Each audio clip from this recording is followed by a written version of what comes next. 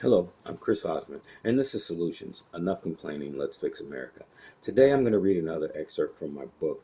This is from chapter 16, and it's called The Military and Other Things That Should Never Be Privatized.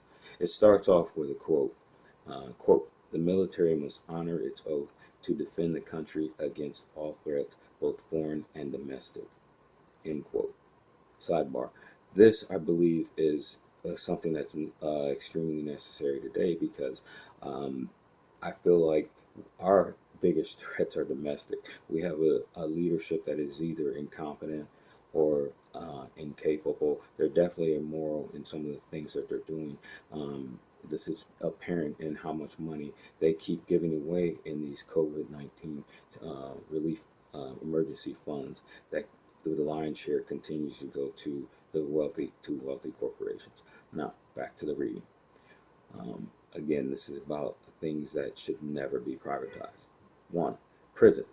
What we have to remember is that a convicted criminal must pay their debt to society, including the victims and or the family members of the victims. This debt should not be transferred to an elected official's war chest of political favors or to corporations seeking ways in which to increase their profits.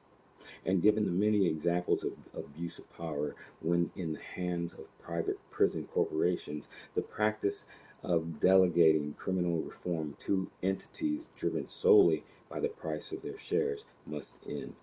Justice is the responsibility of a society, and as such should not be under the purview of those who prioritize profit over rehabilitation.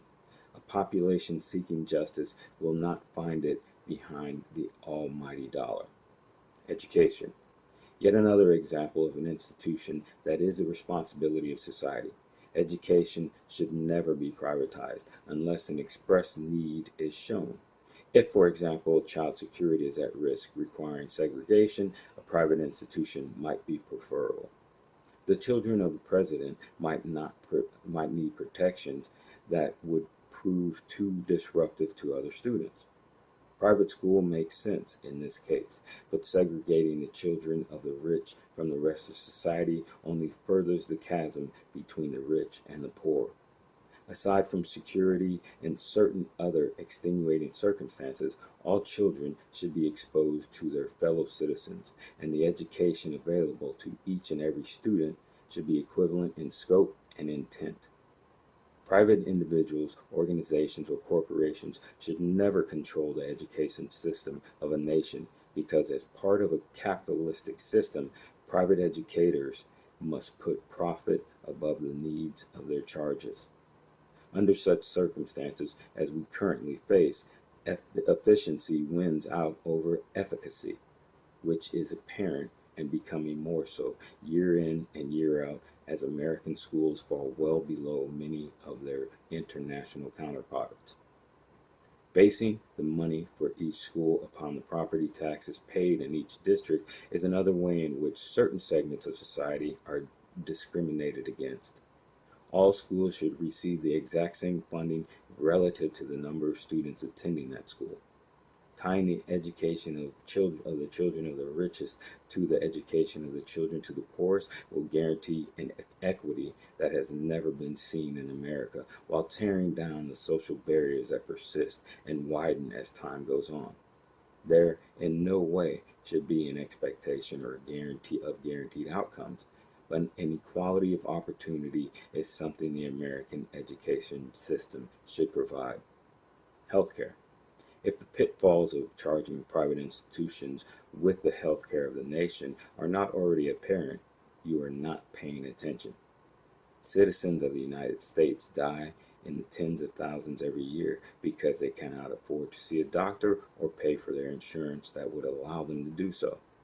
In the richest country that the world has ever seen in recorded history, this makes no sense since there is an opposition to people receiving adequate health care. Now, who would be opposed to everyone receiving adequate health care? It couldn't be the poor. We wouldn't even know if the poor were opposed to adequate health care because the media acts as if there are no longer any poor people in America. Could it be the middle class who opposed adequate health care? Given that Some studies estimate that 60% of all bankruptcies in 2009 were due to medical bills. Link will be provided below, and that they remain the biggest cause of U.S. bankruptcies in 2013. I doubt it. A source will be provided for that as well. Now, this number reportedly went down when the ACA, or as it's better known, the Obamacare, was initially put into law. But the Affordable Care Act did not incorporate cost controls, so bankruptcies due to medical bills must have increased in the years since Obama's inception. Add to the shortcomings of the ACA policies that helped Trump kick millions off Obamacare, and this problem has probably been further compounded. We'll have to wait and see. With medical costs posing such a threat to so many Americans' economic well-being, surely the media has addressed this issue and initiated an honest debate on the topic with the middle class. Oh wait, the media doesn't talk to the middle class except to ask whether Trump is doing a good job or not. Who else is left to talk about healthcare? It couldn't be the cohort in which only 1% of the population belong. It couldn't be those congresspeople or senators who receive millions of dollars from the 1% to which the media discusses the availability of healthcare for the majority of Americans. That wouldn't make sense at all. That would be as bad as trying to distract the American public with claims of Russian hacking in our elections. That would be like telling the American public they should fear terrorists thousands of miles away, but not the ever-encroaching poverty that is sweeping the nation. Food. Food is a necessity for life, making an inherent right in America that should not be subject to any need for profit. The profitability of a crop should never be prioritized above the nutritional needs of American society.